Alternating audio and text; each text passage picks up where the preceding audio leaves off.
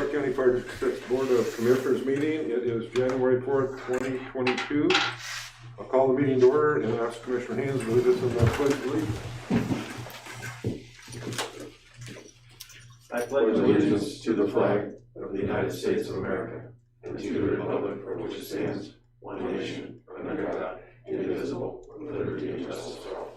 Thank you. We need to read and approve the minutes of the December 21st, 2021 regular meeting. Motion to approve is ready. Second. Moved and second, all in favor? Aye. So moved. Election of board officers and committee assignments. I'll open up nominations for board chair. And I would nominate Commissioner Pfeiffer. I would second that. Moved and second, all in favor? Aye. Aye. Good luck. All right. Let's see. I didn't make you a list, but it's vice chair next. Vice chair next? Yeah, okay. I would nominate Commissioner Haynes for vice chair. Second. You have to say all of it. All those in favor? Aye. Aye. All right. Vice chair and In our committee assignments, triple FB and triple FB alternate are two of them. okay. Local board for volunteers, risk management group, and the awards committee. All right. Alrighty, so with that, I'd like to nominate Commissioner Losbeck for the triple FB. Oh, you get to appoint. Yeah, you do. Oh, I get to one. Oh, well, perfect. Commissioner Losbeck, how about triple FB? I'd just love to be on that. All right, Commissioner Haynes, how about risk management? That sounds great. All right, and I can navigate the awards. And do we still have a volunteer, or is that what was our direction last year with? Topics will still come up, like if a volunteer retires, Okay, it's vested in the system, then the local board still has to take action, I believe. okay. Well, I can navigate the volunteer and awards. And then you just need a triple FB alternate. I can be the triple FB alternate. And Commissioner Pfeiffer, risk management is tomorrow morning. Okay. I didn't know if you wanted to attend or. Oh, certainly. Yeah, I can attend. Yeah, and I'll get Commissioner Haynes up to speed. Thank you. Yeah, you bet. Well, that would get to meet it. Yeah, definitely. And that's virtual as well. I think I did get an invite for it. Okay, perfect. All right, so we've got our committee assignments established. Moving on, I didn't see any correspondence in the in our board packet. No, I'm aware. Okay. Committee reports. Health and safety report. Yeah, a quick one for you. We were able to meet today briefly. Since the last meeting, we've had one firefighter suffer some knee pain after a workout. No claim filed, no time lost there. No reported exposures. However, we have had a slight COVID outbreak at one of our stations. I think we've been able to kind of get that under control. But we have a few members off with COVID at this time, but they should be back soon. And then under shift reports, some discussion regarding use of N95 masks for employees who return to work. You know, if they were exposed, a vaccinated employee exposed by somebody, you know, potentially at home or something like that. Normally we would allow them to come back to work with just a simple face covering, but talking about upgrading that to an N95 until they're able to get a test 3 to 5 days in. Okay. So we'll probably make that change, be fairly easy and cost effective. Then also some just general discussion just about the weight of the Scott packs and the new masks and some issues with just too hot of turnouts. So no solutions found there, but just some good discussion at the safety committee level. That's the end of my report. Okay. Does the district provide the testing, or do we have? We have a testing machine, yep, and so yeah, we have a testing protocol for if anybody wants to go home sick and needs to be tested before they go home, or if someone's exposed, we can have them in at the 3 to 5 day mark after exposure and have them tested. Same with contact tracing and stuff like that. So we handle all our own testing in house. Okay. All righty. Risk management group. We've got a meeting tomorrow morning, 8 o'clock. And the Commissioner Pfeiffer, do you want me to attend like an introduction, or do you just want to brief me later? You can attend. Yeah, I'll forward you the link, Oh, great. and I'll introduce you. Chief Maurer will be attending as well, right? Okay. Yeah, we'll introduce you. Excited. Thank you. Fairgrounds, no report for the fairgrounds? January 12th will be. January 12th, okay. Alrighty, we need to read and approve the consent agenda. Move for approval. Second. Alright, it's been moved in second. All those in favor? Aye. Aye. Alright, Chief's report. So the first one on there is the personnel action report. We had quite a few anniversaries in January. I wasn't aware of that until I started making the list, but you can see them on there anywhere from 30 years of service to 2 years of service. We have Commissioner Pfeiffer with 2 years of service today, and Commissioner Haynes sworn in today.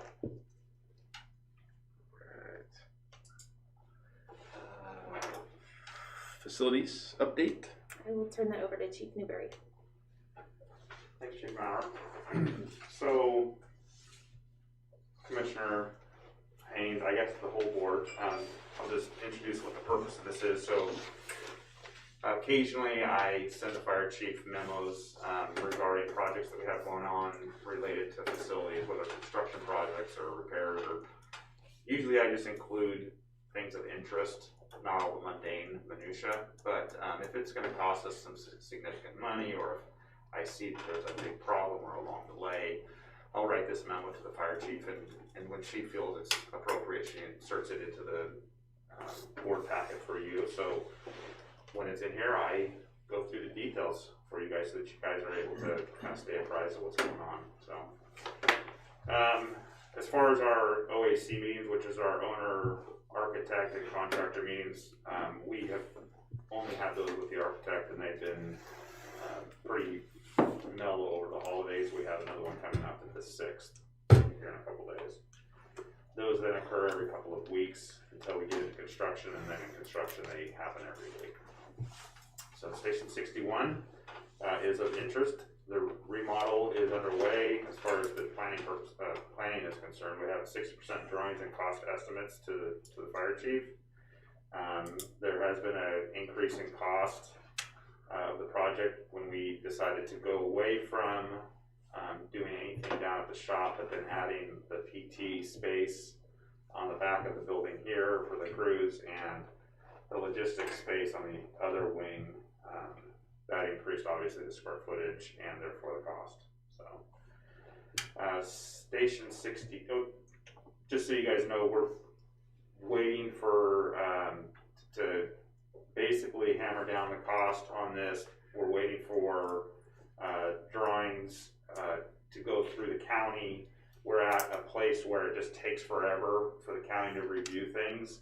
And so we're kind of on hold for a while until it goes through the planning process at the county. They've got to review the land use request, and it's a long process. It can take several months. So it's probably not going to be a ton to report over the next few months.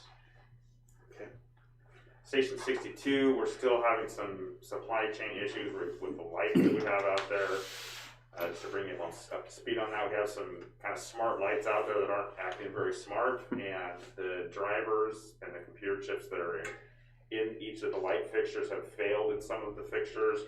Other fixtures that go on the fritz, and you have to go up there and unplug them from the fixture. It's just a whole mess. It's a warranty issue that we've been fighting with the manufacturer. I wouldn't say fighting, but dealing with the manufacturer for a long time on. The manufacturer's in China, so we have a factory rep here locally. He lives in Hvac. He's a great guy, but he can only do so much to get parts. He's gotten one wave of parts, and now we're just waiting forever on the second wave of parts to come in. Once they arrive, our electrician will install them, and hopefully we'll have some resolution out there. And what's happening with the lights is they're just, we call them gremlins. They're just acting weird. Sometimes they turn on and stay on. You can't turn them off. Sometimes they're the wrong color. Just weird things. Those interior or exterior? Interior. Interior. Station 63, we had that already barbecue grill that popped that smoke, that sprinkler head on the patio. And when the contractor came in to replace the head, they had to tear open the sheet metal. We had a very long and protracted exercise in patience getting that fixed, but it is now fixed, and it also includes a hatch that we can get up into to replace that head without having to tear the ceiling up in the future. That was covered almost entirely by our insurance carrier, minus the deductible. Was there a change in the system so that it doesn't reoccur? Yeah, so the sprinkler head was changed from, it was given a little bit higher temperature rating so that it doesn't happen, hopefully in the future, but barbecues get real hot, and it wasn't just on the normal course of barbecuing dinner. It was, Should we be buying better ribeye? Yeah. I'm not exactly sure on all the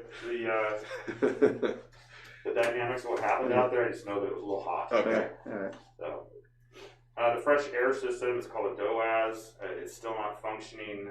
Part went out in it, and they had to build that part, and it's not due until the middle of this month. At that point, once the part's been installed, we hope to be able to rebalance the system and hopefully get some relief on any of the remaining air problems.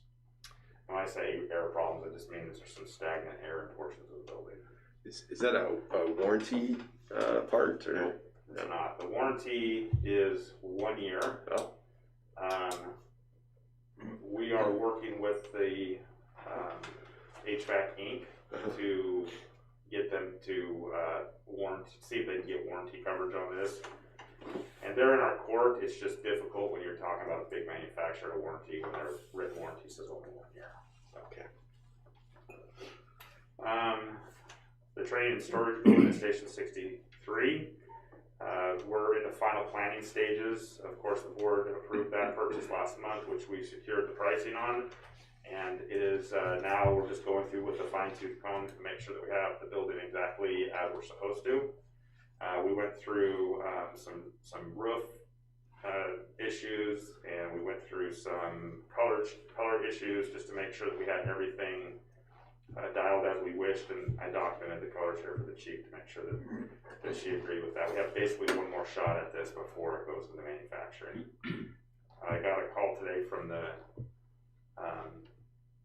basically our project manager at the factory to start working through the process further. So, McKinsey's developing a time and materials proposal for their scope, which is going to include designing the concrete pad, establishing proper setbacks from the property lines, and taking us through any permit issues like if there's going to be wetlands or any site review stuff. Arrowheads. So, what's that? Arrowheads. There's not going to be arrowheads. We've already crossed that. I know. We've already dug in that No area. white oaks. I don't actually anticipate much of anything coming out of that, but you never know. So they have now our plans, and they can begin that process of developing the proposal. Once that's done,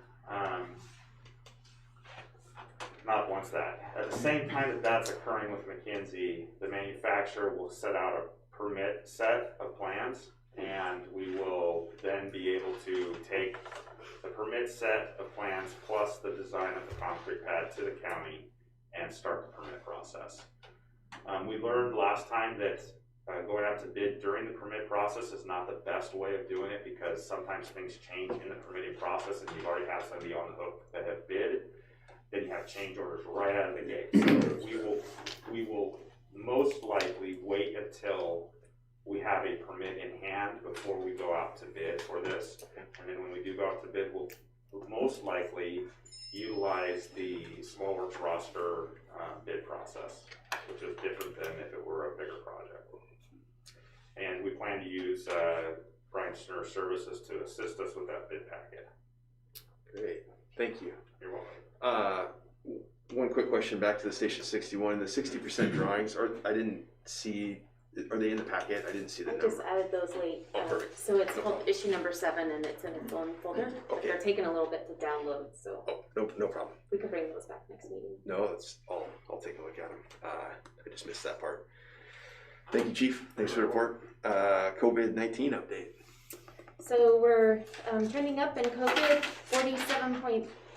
473.3 cases per 100,000. So that's about an 84% increase over the last week. Okay. Wow. Yeah, it's taken off for sure. All right, thank you. Old business, part-time maintenance worker. So in November, we negotiated Pat Claflin's contract. He's part-time maintenance. For a part-time worker that worked over 4 years, the district was going to offer health benefits. When we tried to add him to health benefits, you have to work 20 hours a week. Pat's currently at 16, but he's willing to work those 20 hours. However, once an employee goes to 20 hours, then we have to enroll them into PERS. So I wanted to clarify that change with the board, that I would change his contract to be enrolled in PERS. Do you need a motion at all? And in the, I see in the board packet, that's the only change to that contract? Or is it a brand new And contract? then his hours went to 80 Okay. hours a month, because now they're 20 hours a week. Gotcha, okay, thank you. Perfect. All right. Next is policy 1053, uniform regulations. So this policy was brought to the board 2 meetings ago, so this will be your second reading of this policy. Once we presented it to the board, it was sent to the local, and they asked if we could wait till the contract was ratified, since some of the items in here were affected by the CBA. So this is your second reading of that policy. The highlights that are in here obviously are the changes to the Correct. policy? Yes. Okay. And then if we, new guy question, so if we vote on this, then do you still go back and work with the local on hammering it out, or is it done? Or how's that work? Once the board approves it, it's your job to approve policy, so then it would be done. Okay. And both labor and management are good with this? Yeah, so how it works is we review a policy on a continual basis. I always bring my information to the board first, and then once you guys review it, it will go to the local. They have between then and your next meeting to add suggestions. Okay. And most of the time I try to get it to them early. And this is in the new CBA. Yes. Part of it's Motion to on approve. CBA. Second. You're running the show. Yeah. Second. Commissioner Lossbeck, you had a motion to approve. Yes, sir. Seconded. All those in favor? Aye. Aye. Thank you. CBA ratification. So the district was notified on December 23rd that the CBA was ratified by the local, and so it just needs to be signed by the board. Approved by the board. Okay. We have to have a motion. We need a motion, Motion to to approve. Second. Motion's been made and seconded. All those in favor? Aye. Aye. Aye. I'm sorry, who did the second? Commissioner Lossbeck. Nice work on both parties getting that done. I know those can be a little tough.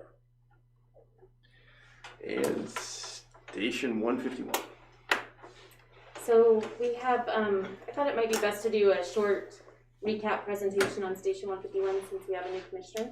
So, Thank you. Yeah, if you guys want, we can trade you spots so you can see. We got it right here.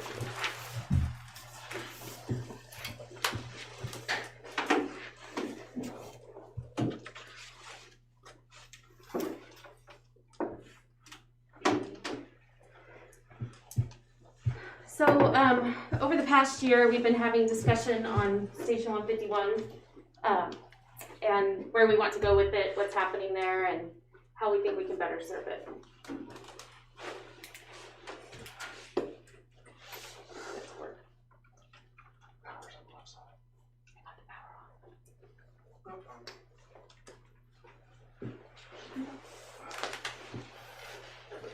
You can say slide.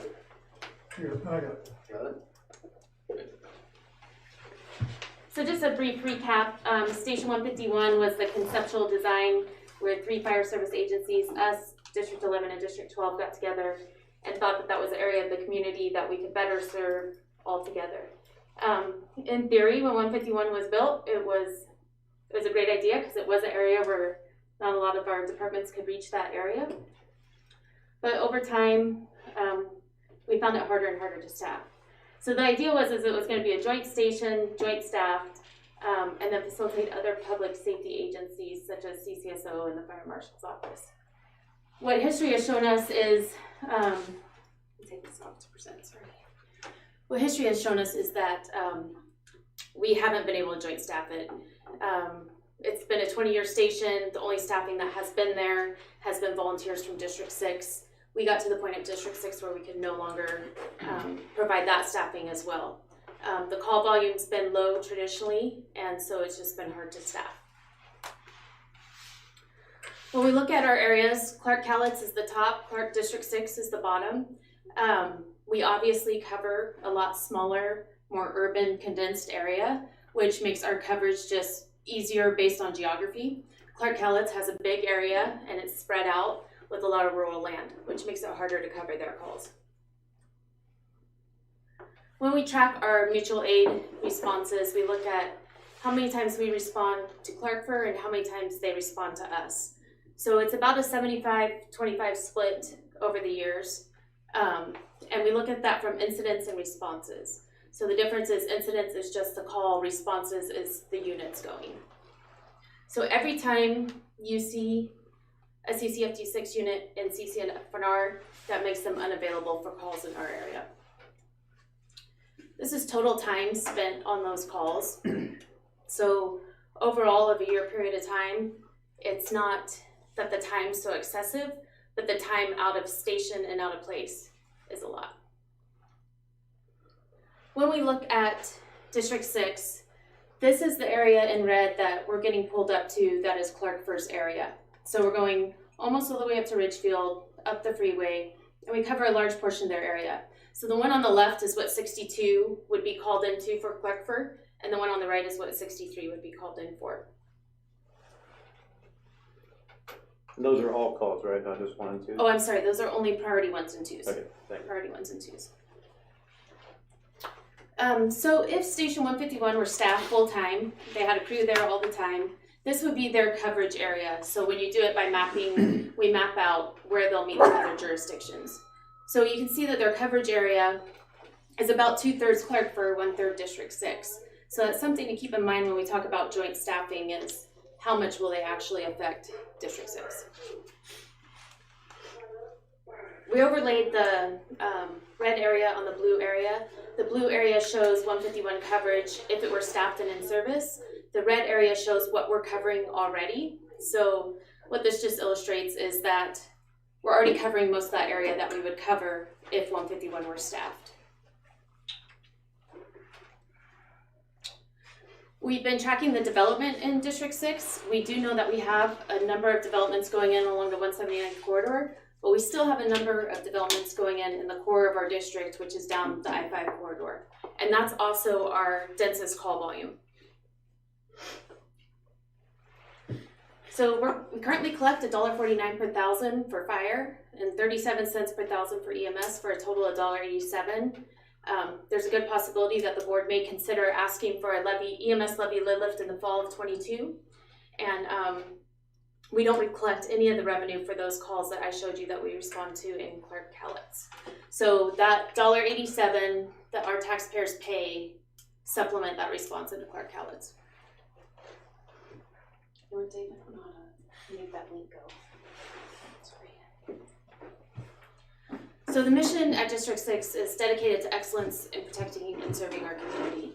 And I think those last two words there are our community, right? We built District 6 over the years to cover this community. And we do it well, if the map comes up.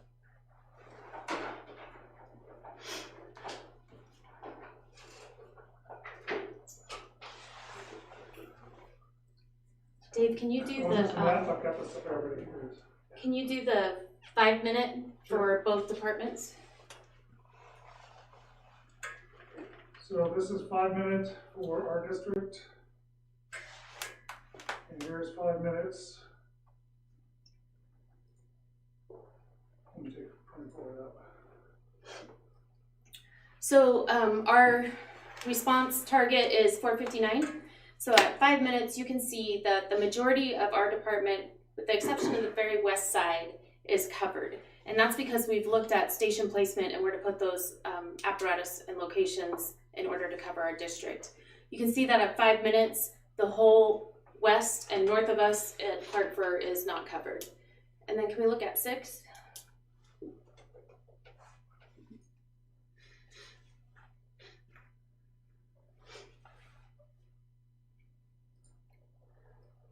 So at 6 minutes, District 6 gets better coverage. Clarkford's coverage does not increase as much, especially in that 151 area. So still at 6 minutes, we're starting to creep into their area. And then can we look at 7?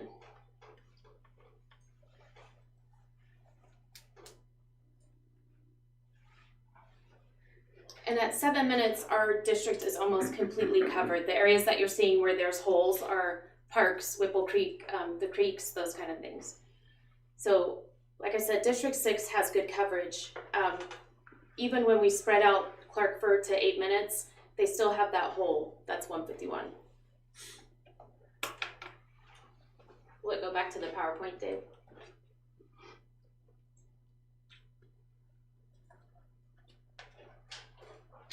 So this is our 2021 calls, responses by units, incident counts by station, our turnout times, our response times, and our average scene time. So we are meeting our benchmarks here at District 6. So if I go back to this one and say, are we dedicated to excellence in serving and protecting and serving our community? I think we are. We're covered, we're meeting our objectives, we're doing well. So some of the concerns that District 6 has when we talk about Station 151 is even with our gaps in coverage, even with Station 151, we don't see those gaps getting filled in. So you still have a problem in your far west and your far east, and we're not much different than any other fire service agency where as population call volume decreases, it's just not affordable to keep putting fire stations in those areas. But we try to cover as much area as we can, and you saw that from the mapping. So joint staffing could be helpful, but it's unknown if the proposed model would fix the imbalance. So the proposed model of joint staffing that Clarkford is talking about is they would staff one day, we would staff one day, and then one day the station would be left unstaffed. So what that does is it does take some of the call volume away from District 6 on that one day it's staffed. It increases the call volume potentially for District 6 on the day that we staff it, and it makes no change on the day that it's not staffed at all. So whether that would balance the imbalance, we just don't know. So staffing Station 151 does affect our strategic plan. We can't continue with the trajectory we were on and still staff Station 151 fully. They have worked with us to get a water tender credit. So we have the water tenders are getting added to our run cards. That will give us some WSRB credit, and that will help our residents in the far west and potentially lower their insurance rating from a 9 to a 5. However, to staff 2 positions at Station 151, one shift every 3rd day is about $1 million, and for $200,000 we could buy a water tender and get that credit. We have explored many options with Clarkford, and we haven't landed on one yet that is acceptable to them, but our first one was a fee for, or an impact fee model. So we took our entire budget minus some of the things that would not affect call volume, and we figured out how much it costs District 6 to run per call, and that averaged anywhere from $1,200 to $1,600. The difference in calls being to make out that balance between CCFD6 and CCFNR is anywhere from $93,000 to $145,000. They thought that was excessive, and they didn't agree with the calculation. So they came back at the next meeting and said, I think at the meeting they came up with a figure of, the chief's figure of $191 an hour. Yep. Is that what the chief's schedule is? Yep. Do you know what the chief's schedule is per hour? mm-hmm. So that's this. I got ahead, I'm That's why I sorry. was looking at you, or looking at it. I would have forgotten. So They didn't agree with the calculation and how we got there, although we did assess it from our legal counsel. They came back to the next meeting and said, we looked at the Washington Fire Chief's rate and we estimate that it cost you $191 per response. Chief Nor and I sat down and looked at that calculation and we found where there was errors and discrepancies. So according to the Department of Natural Resources, who does the Washington Fire Chief's rates, and that is the rate that we bill if you were to be deployed, those engine rates are for an 8-hour engine. They figured them on a 24-hour engine. So if you figure the $18.62 per shift for an engine company, that equates to $232.75 per hour. The Washington Fire Chief's rate schedule also states that if you contract with a career fire department, you have to pay those career rates including overtime. If we were to use that model solely, every time we ran a call in Clarkburg, Tina would have to calculate everybody's hourly rate on that rig and come up with an assessment. So Tina and I sat down, we took an average of our rates. An officer is $51.56 per hour, paramedic $42.49, firefighter $39.24. Then there's also a $200 assessment for any ALS response. So that total on average is $566.04. This is the same calculation that the district uses in Resolution 2015-03, the excessive use of EMS, and that's how we calculate individual responses with a fee-for-service model. And the bottom there is just the policy. So if we look at the past 2 years, we covered responses in CCF&R and priority 1s and 2s. We went to their district 139 times. They came to ours 55 for a difference of 84. Using that $566 calculation, that would be a total of $47,547.36.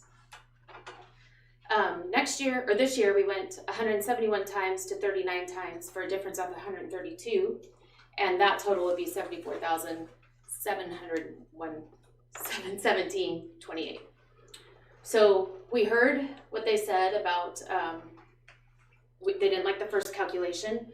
We heard what they said about, we want to use the Washington Fire Chief's calculation, and we sat down together and got an accurate Fire Chief's calculation and decreased that fee-for-service model by more than half.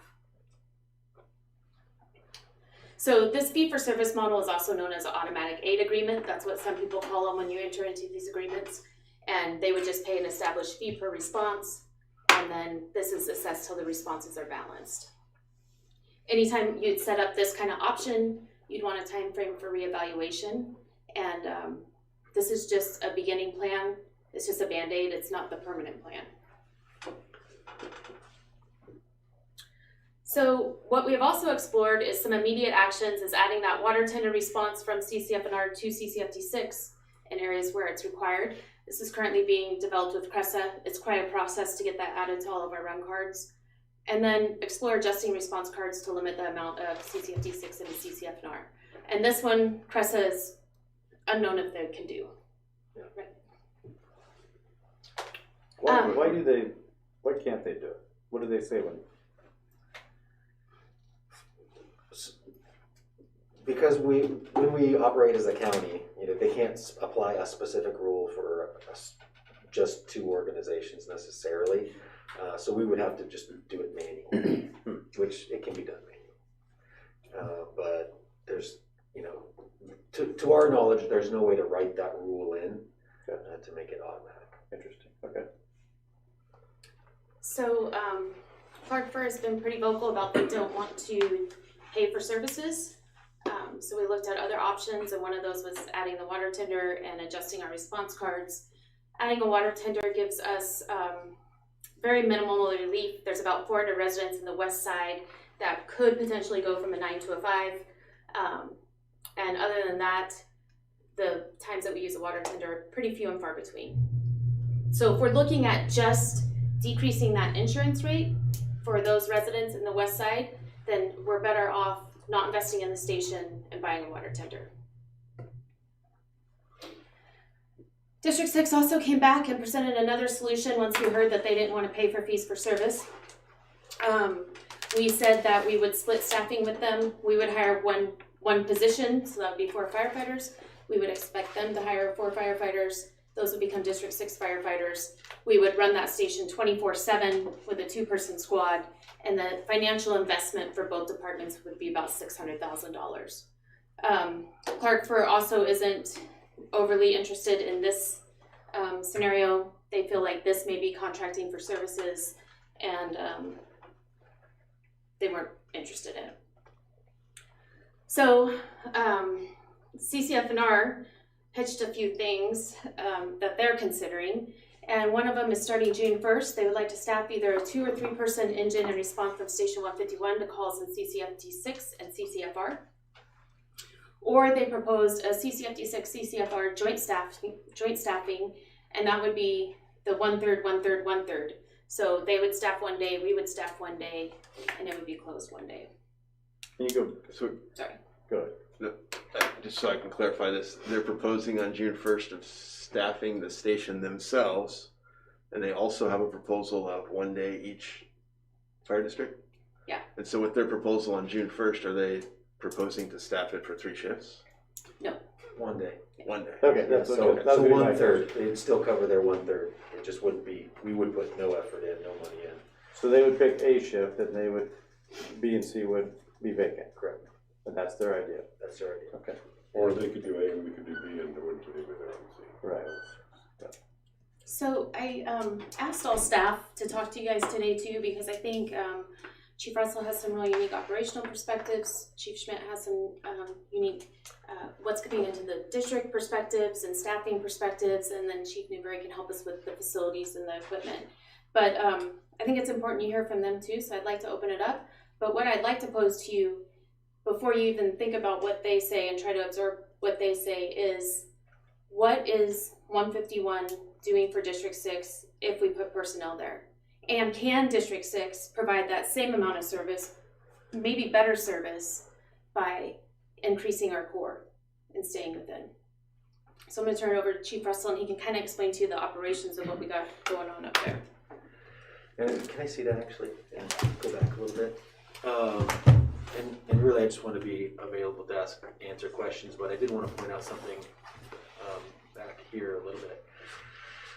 So this area here, this was drawn by GIS. So this is the area up in Clarkford that we actually beat them to. And so this is why we get drawn up there for these calls. So if there's a structure fire, it can pull 2 to 3 engines up. We also respond well north of this also, just for mutual aid, standard mutual aid. You know, we'll go up into Ridgefield, we'll go north of Ridgefield for calls that aren't plotted on this map. So these aren't the only calls that we respond to into Clark First District. That is just specifically the area that we beat them to. Are those actual response time, travel time, or are those road miles per hour that we've predetermined? This is GIS, the same formula used to make those 5-minute response time maps and 7-minute response time maps. Okay. So it's a GIS figure. And then those actual dots, though, those are actual responses that we've run into those into that area specifically. What's the snapshot of time for those? Is it like these instances The over response the last time? couple of years? Oh, No, I think those, that's 1 year. that's 1 year. So that's about It's 2020. That was year to date. All right. So I think that's just an important piece to recognize. We do respond beyond this area, and there are other calls out there. This is just kind of the area that is, you know, going to continue to be a problem until they have a station in the southern areas of their district, because currently they don't have any stations low enough. I saw on the map there's or we've talked about in the past, they have a proposed station. Is that by the Richfield High School? Is that in the works, or is that dependent upon other sources of funding? Or They have the land purchased, yeah, but they don't have a plan for the station yet. so no timelines. No funding. Anything. Okay. That's by that sport facility, right? The high school? Okay.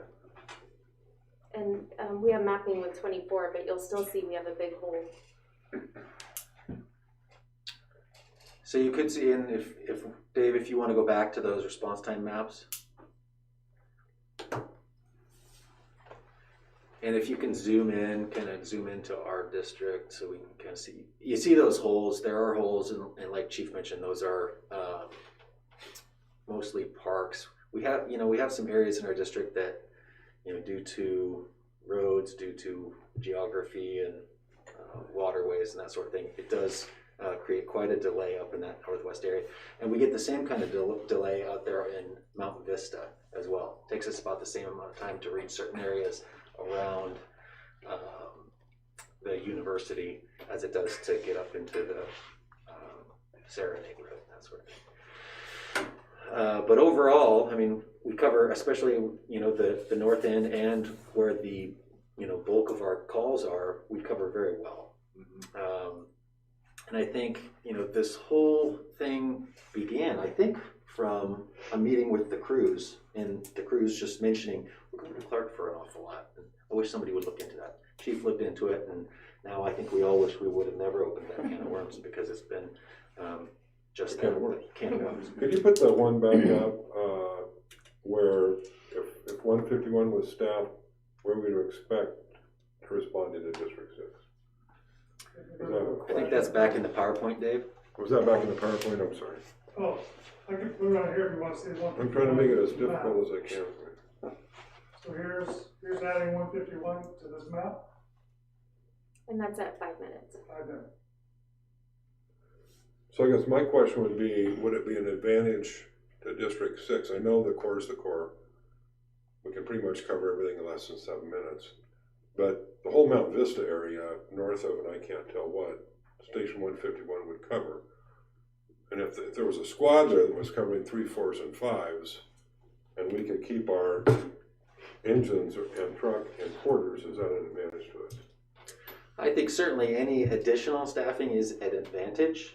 I think, what the chief's looking at is trying to use our costs as wisely as possible, or, more like a scalpel than a butcher knife. But so certainly it will help our responses. It would help our depth, anytime when we're a 4-unit fire department. So any additional unit is going to help in depth and training coverage and call coverage and unit reliability, certainly. Can you pull that back off of there so I can see what the difference makes?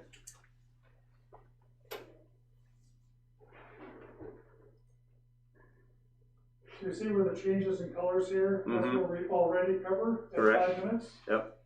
And then when you put them in there, it overlaps quite a bit of our coverage already in our district, but it covers quite a bit of Clarkers. Okay. Yeah, that was what I was looking at, what we were hitting already and what difference it really was going to make. Okay. Thank you. Yeah.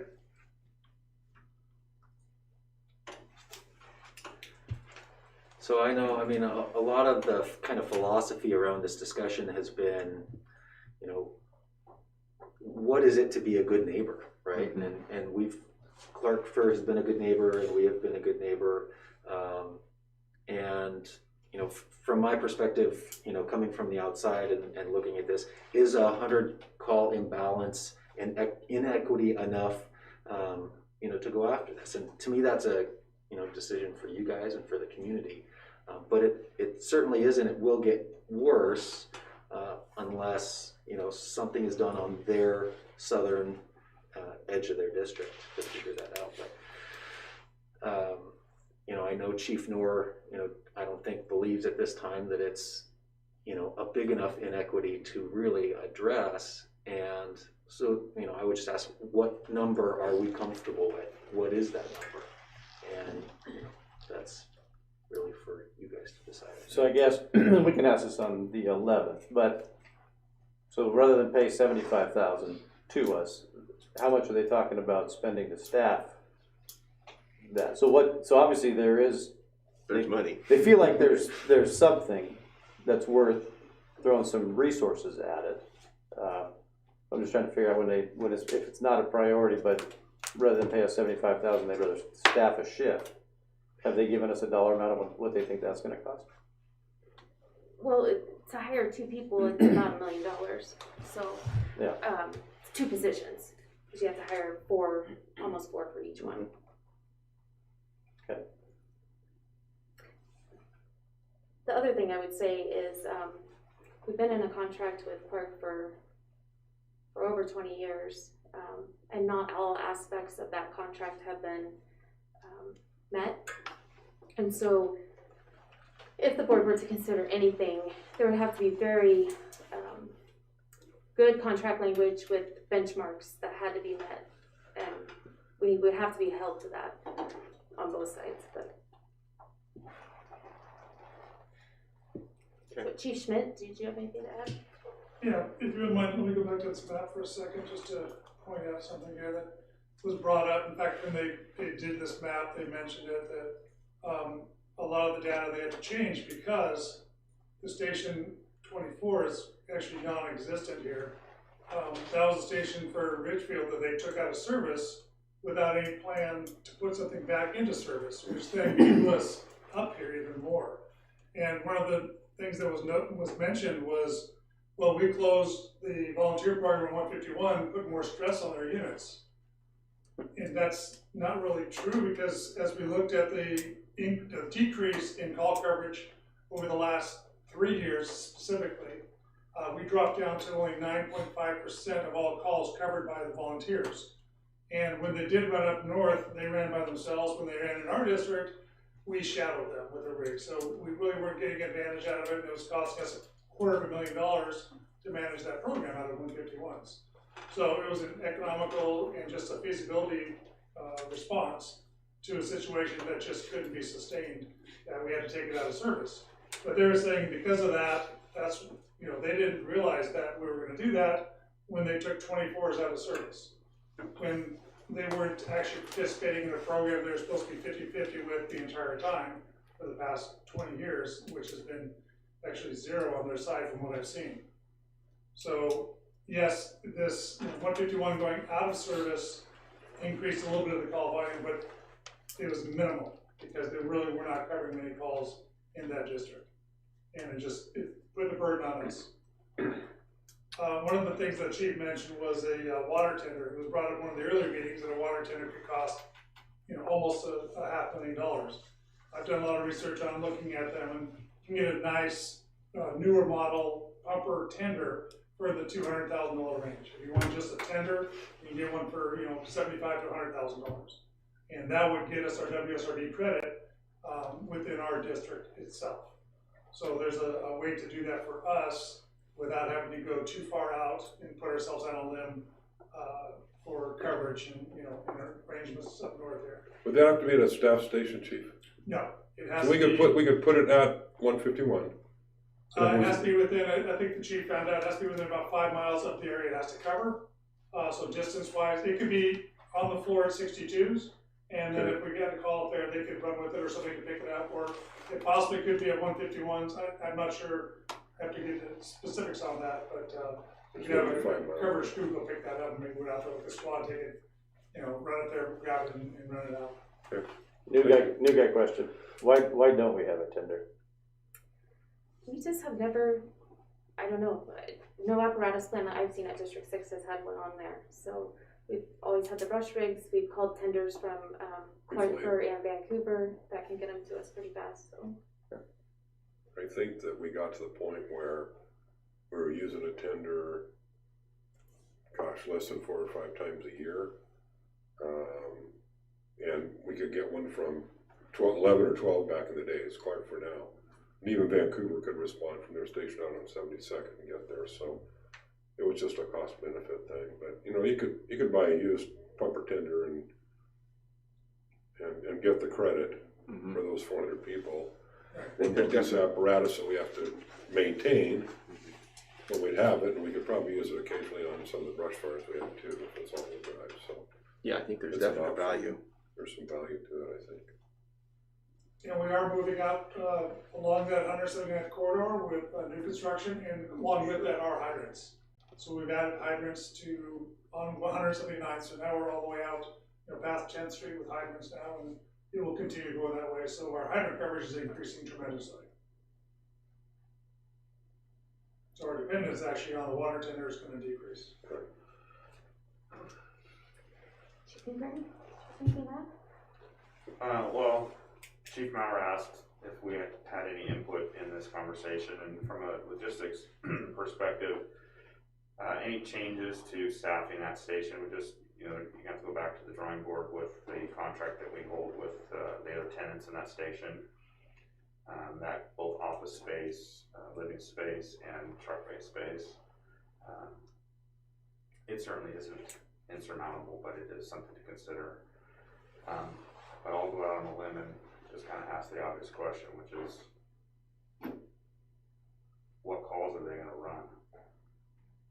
They're going to run calls into Clark County Fire and Rescue. We're already very well covered in Station 62s and 63s area. So it's, I think we all want to grow and serve the public as well as we can. I just don't know that that's where our money is the best spent, but I probably spoke too much.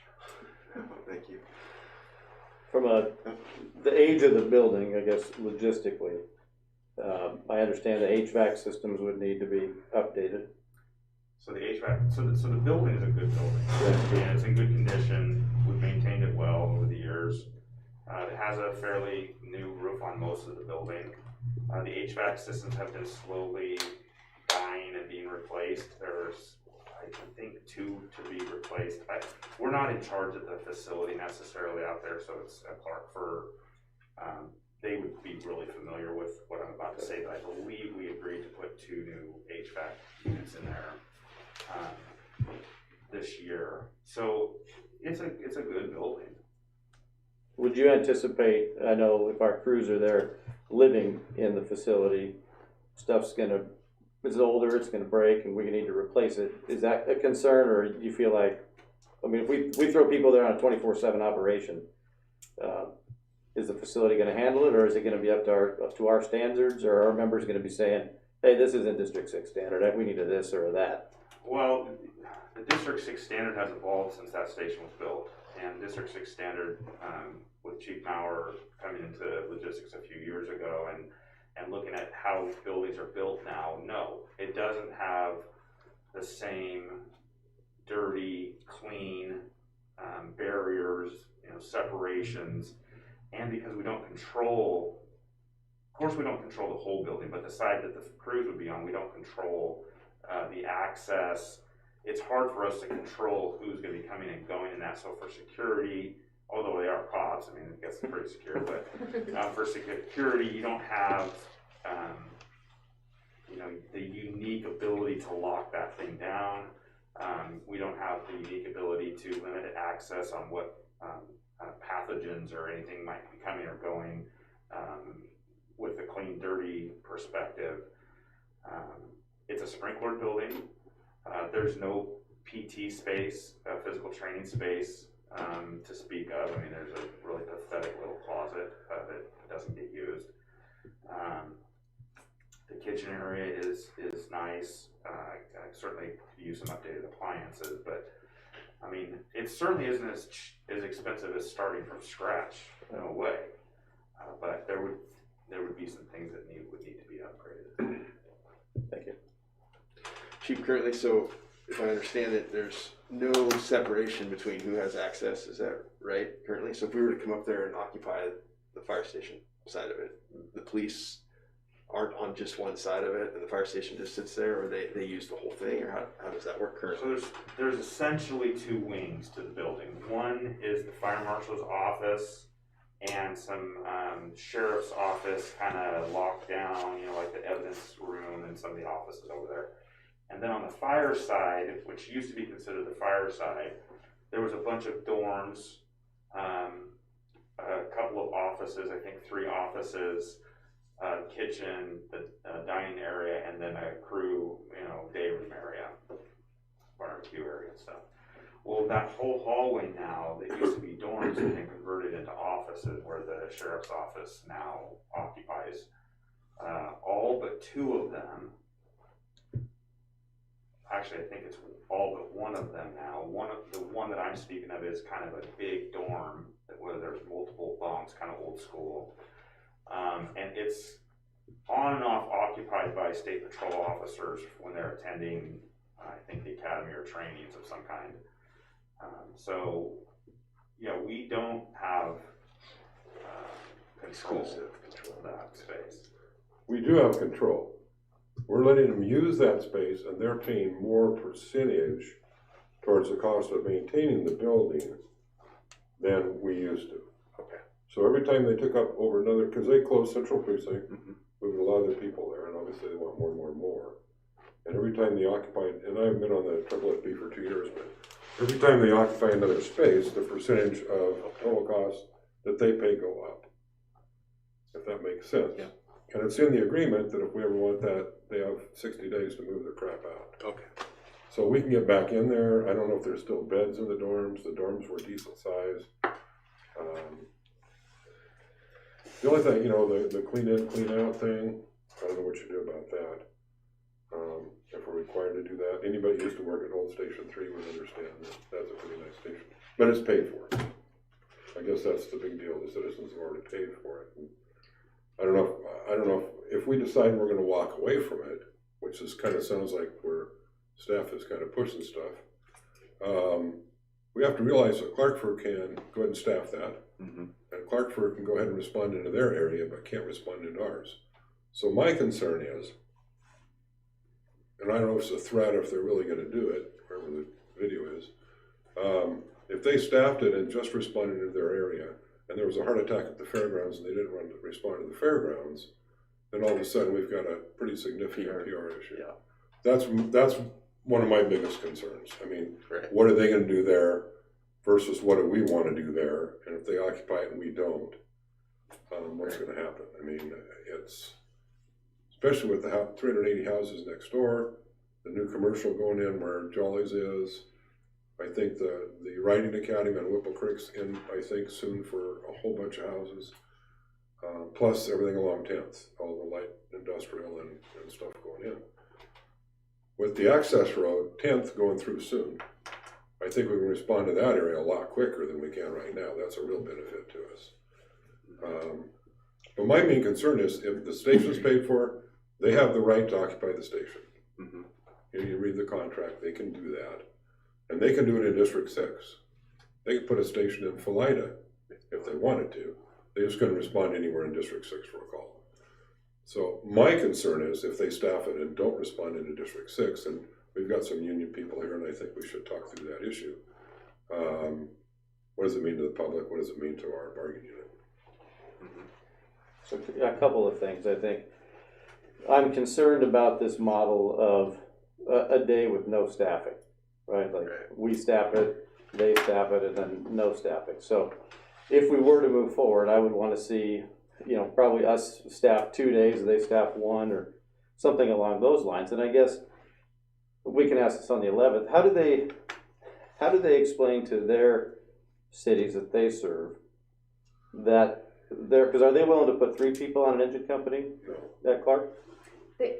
Chief Norr said that if it responds into District 6, that they would put 3 people on it, and that's the response model. Okay, so I guess my question would be for them is, I know what happened in Battleground. How does Richfield and La Center, how do they feel about staffing the fairgrounds with 3, while their cities continue to only have 2? And yeah. So we can ask that next week, but I don't understand that. So, just so I'm understanding, so most recent developments are they have a willingness to staff a fire engine with 3 personnel at that station. Well, I think it's probably a good time to ask President Reese too, because that's where we get into the Sure. local issues and work issues. You bet. Right? On the spot. So this morning when we, Chief Maurer and I met with Chief Norr and a couple of members from 3674, the discussion was that if we were gonna co-staff 151, they would guarantee us 3-person staffing with an officer on the day that they cover.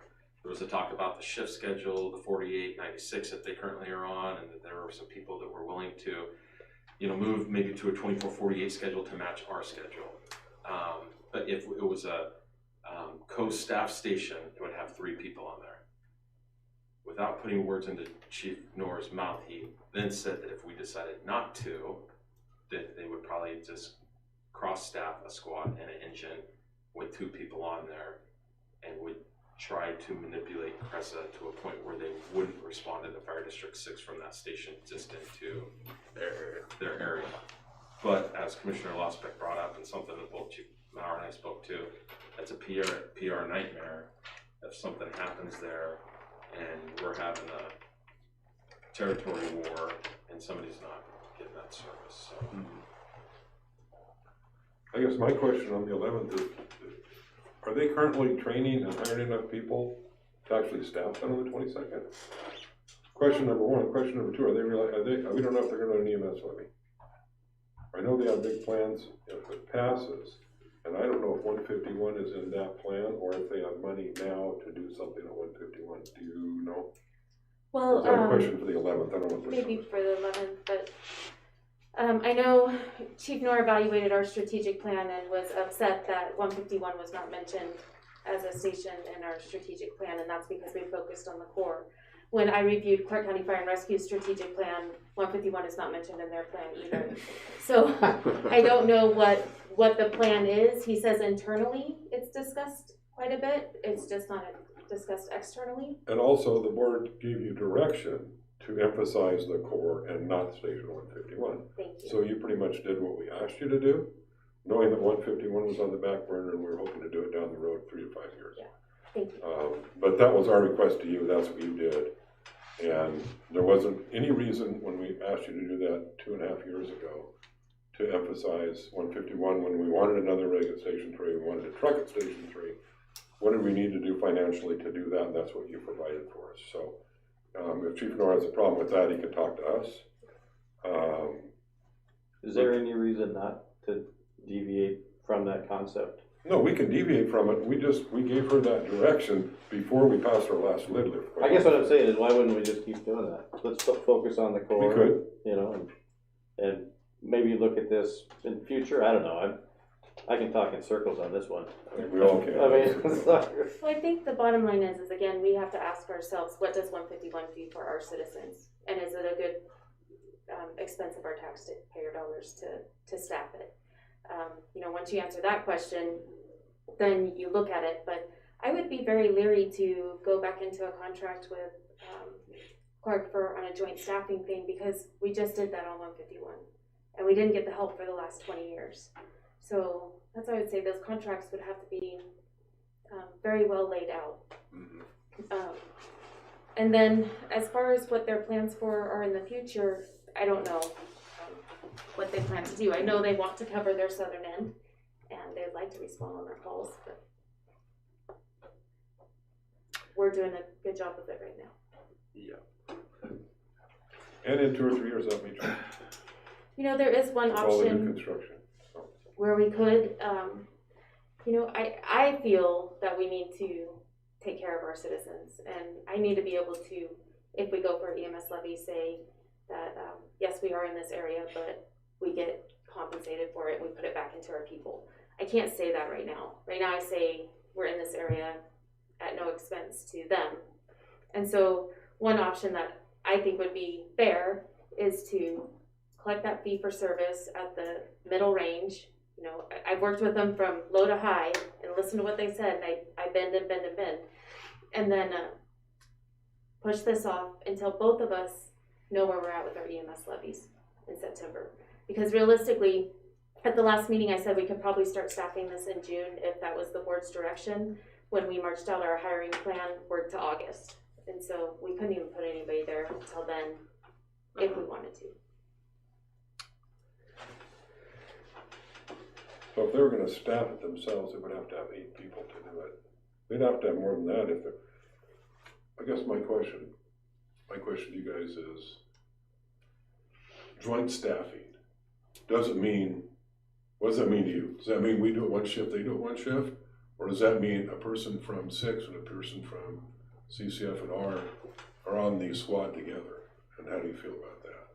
Well, there was another meeting after that meeting with the chief and Commissioner Haynes, where we were kind of talking about spitballing some ideas, right? And if they were going to staff it 2 days and we were going to do it 1, or we were going to do it 2 days and they do it 1, or if we did a co-staffing of 1 rig, we even talked about just a rough idea of the tech team, right? Because we share those resources. Would it make sense to have a couple of tech members from each department on a rig? I don't know, because then, we talk about policies, we talk about collective bargaining agreements, we talk about, who fills the officer role, who doesn't. I mean, it starts to get a lot more difficult to navigate, so. versus if we just did it ourselves? Well, there's that. Okay. I would be concerned having their resources in that station and us not having a presence. Yeah. If that looks like it's gonna happen, and maybe, I don't know if that's just a tactic, I would want us to be there, at least either 2/3 or 1/3, and we can work that out. If neither party is gonna be there and we wait to evaluate the EMS levies and see what works, and maybe even, I know there's been talk about whether we hire a consultant to see, is it the best location? Is there locations, where would we ideally put 2 stations to where there wasn't a run imbalance? If that's something that we look at. So, it's hard to land this ship because we can be, well, if we do nothing, if we wait, if we staff, whatever we do, I would want an evaluation period to where we come back and both parties look, because I know I don't want to have it get in the way of our strategic plan and what we're focused on. So if we do anything, I want it to be on a basis where we come back, we look at it, and both parties get to evaluate it, and there's an exit strategy. Yeah, it's just a bummer because we played through that scenario ourselves, and essentially you're getting bullied into staffing something that Right. we maybe would not choose to staff. Yeah. And is that a good neighbor? Judging Well, by the That's a whole different question. yeah, judging by the runs, it looks like we're a pretty good neighbor. We're looking at 130 call difference is roughly what the difference between our runs into their area, and they're responding 39 times last year. Is that right? So we have to define what is truly being a good neighbor, like Chief Russell highlighted. Where does that line get? Is 100 calls reasonable, or are we, what is the negative impact on us? We are using our resources to be up there. Well, if we're talking resources, the money doesn't do us any good because we're still sending our resources out of this thing.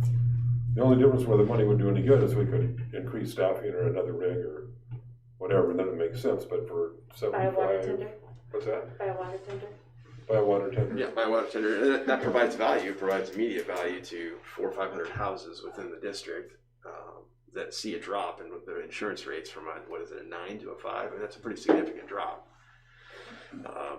It's about $500 a year for residents. That's a significant value to the citizens. I think that there's also value in staying the course with the plan that we have designed and developed, and it just would be it's a tough situation. It's a tough situation. Well, and I agree with Commissioner Haynes. I think that we have the plan, but we are in the position where we can pivot if we have to. Mm-hmm. And I agree, I don't want them to staff us and us not. Right.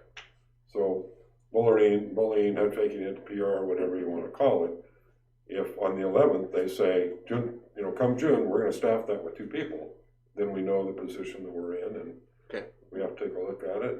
And we drive an engine up there and park it in there. So, but I think a lot of it depends on 3 people. I don't know if they're going to EMS levy. I hear they probably will. And they would obviously 50 cents a thousand if it passed, which I think is an if, would provide them with a significant revenue source. And then I think they could seriously do something there. Yeah. If we pass our EMS levy, we'd have an increase, but not nearly what theirs would be. And then we'd have to take a look and see what we could do. But until we know, if they're going to commit to doing that before they pass an EMS levy, we need to know that. Yeah. And I think that our board and their board should be the ones in this discussion and not our chiefs like last time. Mm-hmm. That's my opinion. I think you're going to chair it, so hopefully we can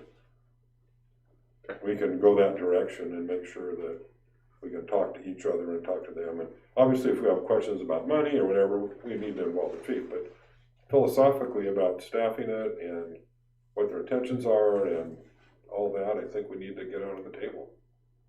Okay. Yeah, because it seems like it's been a moving target. We've had 2 meetings with them now, and all of it has shifted. From paying any fee for service to annexing the area to all of these discussion pieces have all changed and evolved, and now. Well, the one constant is they like it the way it is, and they don't really want to change it. They like a good deal. They like a good deal. They like a good deal. They're willing to do the tender credit versus if we buy a tender, what does that do for us? And Chief Smith said, we're going to have we have hydrants on 41st, about halfway to 166. We've got hydrants on 179th and 11th now, and all the way down 11th where there's two more developments coming in. And I guess my point is, if we did something there, I suppose those people out there, some of those people would have a 3 or 4 minute response time instead of a 7. What's the value of that to them and to the district? I don't know. We'd have to look and see. So, but I think that we need to have a specific agenda going in. An agenda for the 11th? Yes. If I can say one more thing, I think the key point is the run differential. So looking at the map right there with 151 with the red, you know, anything that's just red by itself is 151 would be first in. So there's very little area in our district where they'd actually be first in. So the majority of the runs now, if it's staffed equally, are going to be going north. The call volume is going to be north. And so if we staffed it equally, then our differential is going to be even greater than it is now. Instead of 75-25, it'll be 85-15, somewhere in that range. If they end up putting Station 24 in within a few years, that actually picks up some of that call volume up top here. But you're 3 years out easily right now until they get that thing going. 4 or 5. So it's kind of a long, long ways off. And you know, as development goes in out there, our area, that red area would increase, obviously. Yeah. Like the houses next door to 151 and the houses at Whipple Creek and the commercial development, I think that more of that would be red, so. But if we went with a 2/3, 1/3 model where they're doing it 2 shifts, we do 1 shift, would help to at least balance those numbers somewhat. But anything other than that is just going to continue to go worse. So if we did it for 1 shift, if we hired people to do 1 shift or maybe 2, it's still. If we did 1 and they did 2, now we're talking. Well, how does the No, local feel about it that? works. That's I different. don't know. Depends on what local you ask.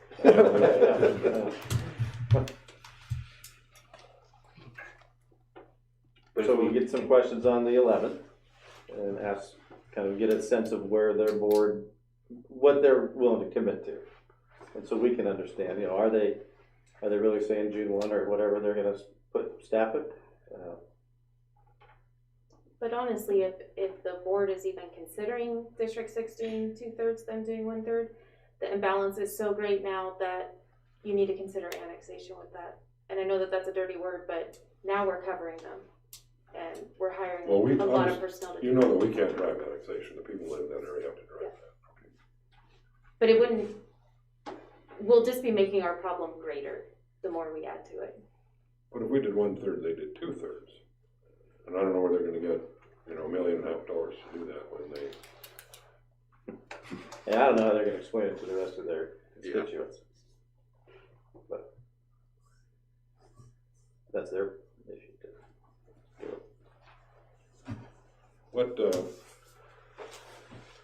What balances out so we don't get an unfair labor practice or put ourselves in a situation with that? I mean, I don't want to put, I know that things could change. Joint staffing, maybe for a month we do 2 and they do 1, the next month we do 2 and they do 1, trying to get to 50-50.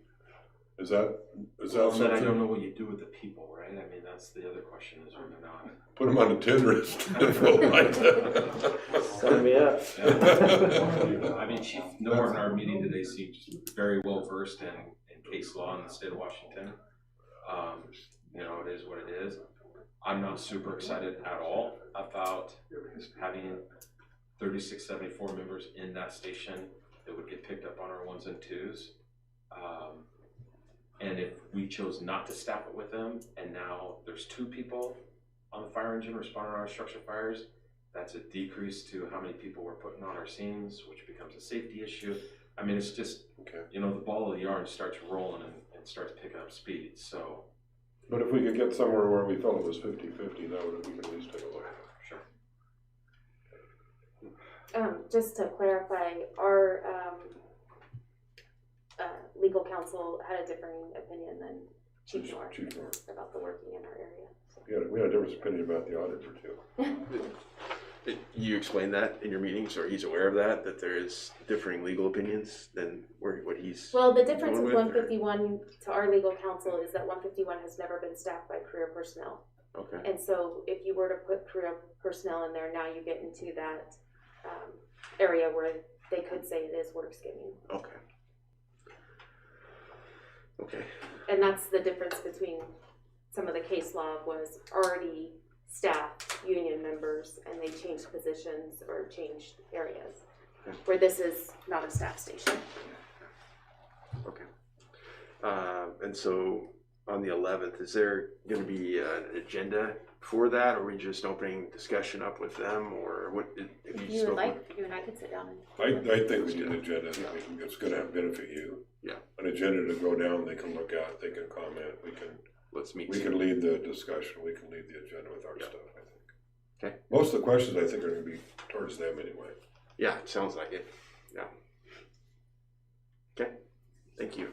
Any additional information for the Station 151 discussion? On the 11th, I will need a Zoom option to participate. I'm going to be in Florida. Okay. So, but I believe Chief Smith is going to do it this time. So. Okay.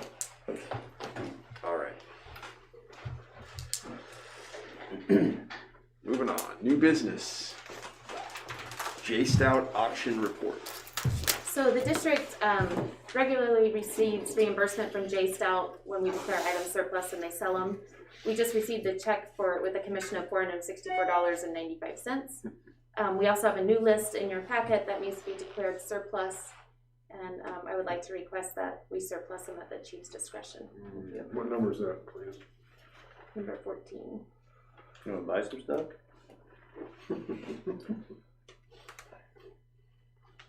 Isn't that? Probably. That's the one. This is the we one you got just the sold, money. right? That's what That's what we already sold. Oh, sorry. I did not see I it. didn't see one in Maybe I there. need to refresh. I will send it to you right now.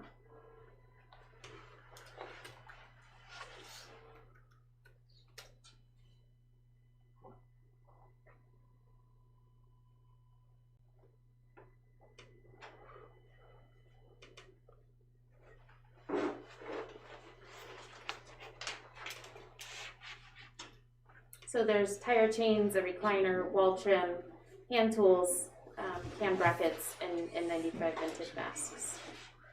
And I'm putting that in your Dropbox right now.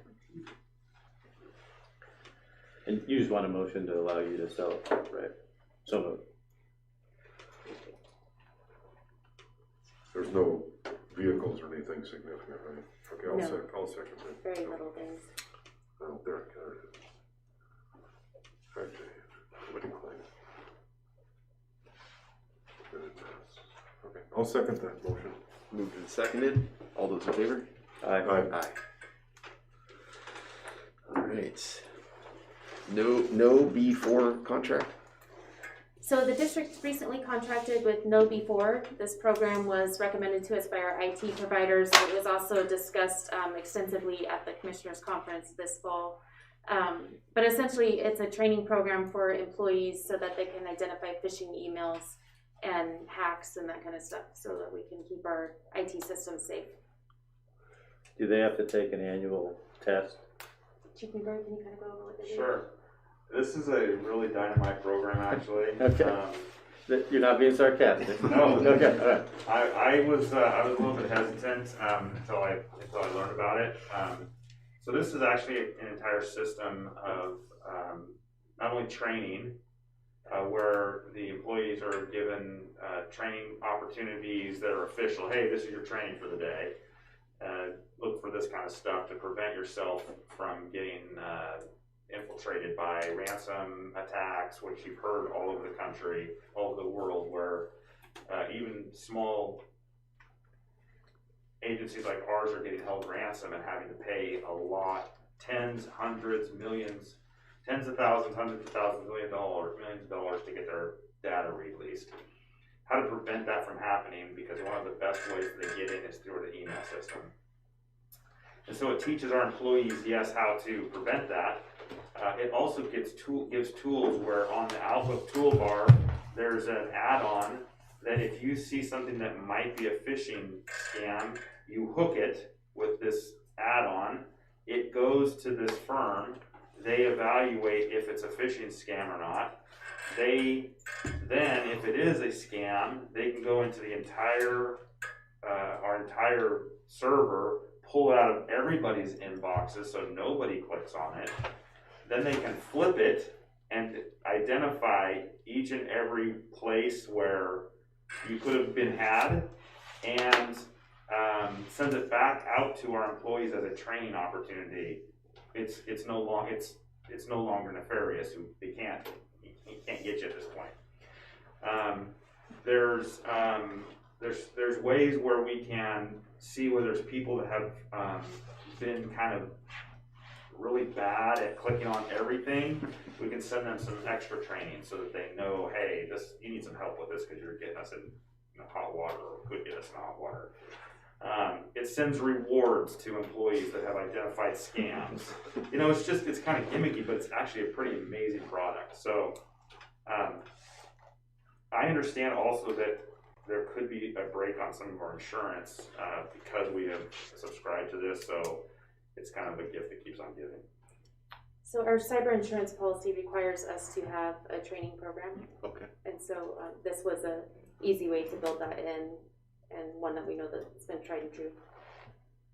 Not a big time commitment for the cruise? No, it's like 5 minutes. Okay, all right. Yeah.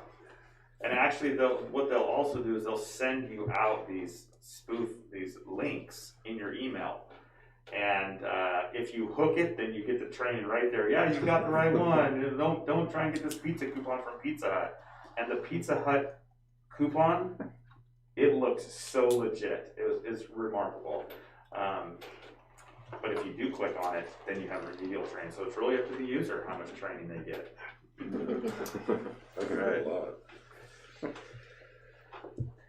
And so the total is 85.15. That's a 3 year. That's For for 3 3 years? years worth of service. 85. I assume staff's recommending that we do this. Yes, sir. Staff and our IT provider. Oh, that's something we've already contracted. It was below the threshold for the board. We were just letting you know that this happened. So I'll make a motion to go forward with purchasing the program from No Before for wet tax for $85.15.52. I'll second it. Moved and seconded. All in favor? Aye. Aye. All right. Policy 1050, substance abuse. So policy 1050 is referenced in the CBA, so it's part of negotiations. So it's essentially ratified with the CBA, but since it is a change in policy, it will need to be signed by the board. Approved and signed by the board. Mr. Secretary of the Board, I have a question for you. Yes. Usually we see this and then we wait a meeting to vote on it when it's a policy change. Correct. If we sign the contract with the local tonight, we're in effect making these changes. Is that not true? It's the board's own policy to wait, so the board can adjust that policy when they feel it's necessary. So in this case, if we sign the contract, we're approving it, and as long as the board's okay with that, we can do it. Yes. Okay, I just wanted to clarify. Thank you. Motion to approve policy 1050. Substance Second. abuse. Moved and seconded. All those in favor? Aye. Aye. So when we brought in our IT department to look at our cybersecurity insurance, to look at our training programs, and to look at how ways the district could lock down our IT stuff, we had them review our policies, and the recommended changes are before you. So these are your first readings of the changes. Policy 707, electronic use. Most of it was just changed with language with the district. There was a part where they have us only getting onto the guest network from personal devices, and that's because once you log into our main network with personal devices, that's when you can infect the servers. I did give these to the local prior. They had one question about that, and they changed the language so that your personal device couldn't access any district server information. So that is in the one that you'll see next week. So all that means is you cannot log into the server from your cell phone or your iPad. It does not mean district proprietary information is not anything on the web. So if you go to CrewSense, if you go to the web page, that's not district proprietary information.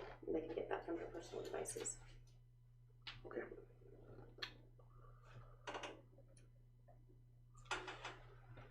And this was just the first That's reading? the of this? first reading Okay. for you. Yeah, the rest of them aren't in the contract, but it's policy. Right? Yeah. Policy 719, use of district resources. Sorry. We have 709 too. What is 718? Yep, 709 is, yeah, we can start with 709, my Okay. mistake. Mobile data computer use. So 709, we just had added language in there about what happens if the tablets were to be lost, stolen, or misplaced. And now the IT contractor that we use has a way to lock them down and track them. So part of that is contacting them, the battalion chief, and getting those units locked down. Okay. 719 actually had no changes. It's just we are required to revise policies every 3 years, so the dates changed on that one. Okay. And 1102 emergency power, just some basic language there that if we were to lose power, that you'd need to contact the on-duty admin chief, and then once power is restored, contact the on-duty admin chief, and they will make sure that the servers and all of our equipment are up and running correctly before we go back. Okay. So pretty minor changes, just some insurance and operational changes. Great, thank you. Moving on, 2022 EMS levy. So I just wanted direction from the board. If we were to go forward with the EMS levy, now would be the time that we'd start scheduling those meetings. So if the board wanted us to do more research into it about what kind of funding that would look like and set up a plan for that. I asked the chief to put this on when I was still the board chair. So if we're gonna form a committee and we're gonna start putting resource towards it, I think that we need to make a decision if we're gonna put it on the ballot. If we're gonna put it on the ballot, we have to let them know by May. Okay. You know, so we're what, 4 months away, 4.5 months away. I can't imagine we'd walk away from 45 cents a thousand. I assume we're gonna go EMS levy. And I think we can approve that. Secretary, we can basically approve that we're gonna, at any time, right? Yeah. We're gonna go for it without doing the formal portion with the county or whatever. Yes, ultimately you have to do that, but yes. Okay. And so if we're gonna have this committee working on it, putting resources towards it, I think they should have a commitment that we're gonna go forward with the EMS levy. Right. And I can't imagine we wouldn't, so. Yeah. We have to take action on that if that's our direction. And does it sound like the 8 cents to the 45 would be better because it's a simple majority as opposed to going to the 50? Yes. If we go to 50, we have to have 60%, right? Okay. Correct. And then when we go back, we're gonna say we're asking for what we've already had, we're not asking for more. Yada, yada, yada. So. Okay. And 8 cents is pretty significant for us at this point, so. Okay. You want a motion tonight? I would like one. I can make it, or you can. Go ahead. Yeah. I'll make a motion that we put the our EMS levy on the primary ballot this year. I'll second that. Moved and seconded. All those in favor? Aye. Aye. And Mr. Chair, would you like to assign a commissioner to that committee? I can certainly participate in that committee. Look at you. Perfect. Yeah. Got it. Funds transfer. So just wanted to notify the board, we did an interest transfer on our bond payment from 63 for 148,000, transferred out to 6212 to 6213. Thank you. I had one additional item that I didn't see got put on the agenda. That was our calendar for 2022. Oh, I'm sorry, it's number 5 in your board packet. Oh, perfect. Number 5.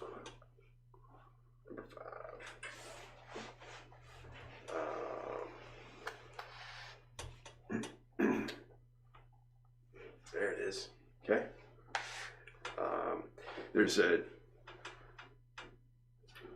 There's some conflicts with our work schedules and some of the board meetings as they currently line up. And so I'm wondering if there's an ability for us to shift at least one or two of our meetings. What I was thinking of doing was looking at this quarterly, as far as work schedules go, to accommodate meeting times in the evening. So I guess, is there any discussion or any opposition to changing some meeting nights or known meeting nights? And you're just talking about moving like one day? Well, yeah, in the past when If it was a Tuesday, move it to a Wednesday? Yeah, that's what we've Or done. Monday, in the either past. would be the direct. Okay. Like, for example, like the 18th is a day that we're both working. So there's a couple of days that are in the first quarter that would need to be moved. The 18th and March 1st are the two that come to mind. Is that something we would want to do now for the quarter, or how would we work on those known dates? Give me those dates again. I assume you're talking C-shift dates. Yeah, the 18th and March 1st are two known C-shift dates that we would be working. Well, I would certainly have no problem moving those dates. Okay. I would suggest the one on the 18th. Since 17th is a holiday, and the staff won't be here, we're gonna have to have them come back. Can we do it on the 19th, Wednesday the 19th, and the board secretary, we need to let him know, because he's gotta post that, so. I would suggest moving that one to Wednesday the 19th, and then the one on March 1st. Yeah. I don't think it makes any difference if you wanna go forward or backwards. Commissioner Pfeiffer, I'm fine with the March date. The January date happens to be my Kelly day, and I have a commitment on the 19th, so. Okay. But I don't want to jam you up with having to take vacation either. Well, we could do I guess we can do Thursday. It's a getting the bills out type of thing, for Tina. Thursday the 20th? Thursday? I could do that. Could you do that? Yeah, let's do the 20th. Okay, I can do that. Get you guys. 120. And on March 1st, we're gonna move that to Monday or Wednesday. Whatever's easiest Is for you there a guys. Kelly, either one of you guys have a Kelly day in there? No. You don't? That's right. I knew you. I was waiting for that. You guys get like 28 Kelly. Monday or Wednesday, I don't want it better for staff. Either one's fine. Monday would be February, so you mean the next Monday? Yeah. March 1st. Oh, that's true. So we want to do it the second. It'd have to be the second. Thank you. Yes, Dave. the second would be more appropriate. Thank you, Dave. So we only changed January 20th and March 2nd? Yes. Yeah. Because one of the commissioners might get transferred shifts to the following quarter, so he doesn't know what Yeah, you never know. schedule he might be on. I recommend you motion. Yeah, we have to do this officially. Okay. Give me these dates. I make a motion, that we hold the second January meeting on the 20th. Yep. And the first March meeting on the Second. That was a horrible way to say that. Second. Move to second. Yeah, wait, did you have something? No. Second? Move to second. And all those in favor? Aye. Aye. Thank you. And that's, that calendar's in your, I'm seeing it now. Yeah. at current docs every month, so we can update it. Perfect. Thank you. Thank you for accommodating that. Let's see. That concludes the new business. Any? I don't see an executive session. Okay. Roundtable. Good of the order. I guess I just want to just thank everybody. This is my first meeting, and thank the citizens. I'm excited to be here. I got sworn in today for a 6-year term, and I'm super excited to serve this community. So thank you. Thank you. Yeah, looking forward to working with you.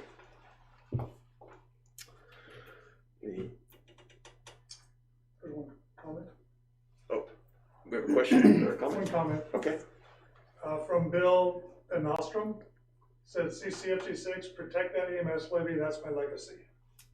All right. Okay. All right. He Great. was a commissioner when we passed the first one. Oh, okay. Very nice. All right. Bill Van Oster. Okay. Yeah. Thanks, Great. Bill. That's Bill. Yeah. In Astoria? All right. Do we need to take action on the labor contract, or is it all done? We did that. We just have to sign it. Okay, all right. Okay. I assume the secretary has that, or Yeah. the chief has that document. Okay, perfect. Roundtable good order, just wanted to thank folks that were involved in San Posse for their help. Yeah. 1,200 families was a lot. We didn't have as many people show up to help deliver as we anticipated, so several people had to make more than one trip, and I think things went fairly smooth here. We got stuff here better this year. We actually had a truck that brought everything down. So anyway, thank everybody, and finances went well, and we're actually talking about trying to do a few more families next year. We had 180 families on a waiting list that we couldn't take care of, so as you know, we got them through the schools, and so it's pretty significant. So we may try to do more next year, and I'll let you know, but thank you all who participated. Yeah, perfect. Very nice. I'd also like to thank the members of Local 452 for coming tonight to be available and help us craft things as we move forward. So Help us guess where we're going to go. thank you. Lastly, we need to authorize payment of current bills, pre-authorization transmittal, authorize monthly commissioner compensation. So moved. Second. Moved and seconded. All those in favor? Aye. Aye. Meeting is adjourned. You got hit hard now. Thank you. All right, thank you.